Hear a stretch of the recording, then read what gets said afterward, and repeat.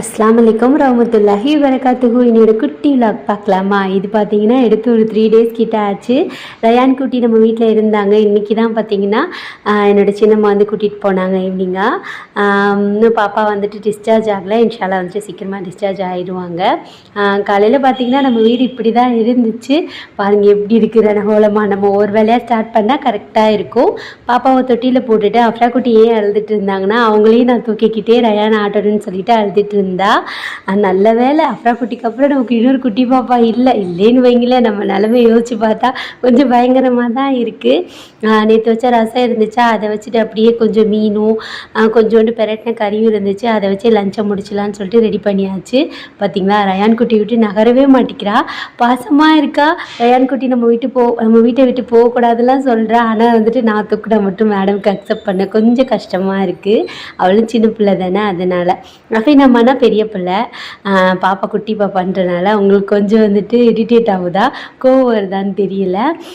அப்புறம் பாப்பாவுக்கு வந்துட்டு அப்படியே பால் அடிச்சிடலான்னு சொல்லிட்டு பால் அடிச்சுக்கிட்டு இருந்தேன். தம்பி வந்துட்டு கையிலேயே தான் இருப்பான் மோஸ்ட்லி வந்துட்டு, இல்லைன்னா அழுகிறானா, அவங்க அம்மா வேறு இல்லைல்ல, அதனால் கையிலேயே வச்சுக்கிட்டு அப்படியே பால் அடிச்சிட்டு இருந்தேன். நம்ம அந்த வால் ஸ்டிக்கர் வாங்குறது கொஞ்சம் ஈஸியாக தான் இருக்குது, அப்படியே ஒட்டி வச்சுட்டு வீடியோ எடுக்கிறதுக்கு.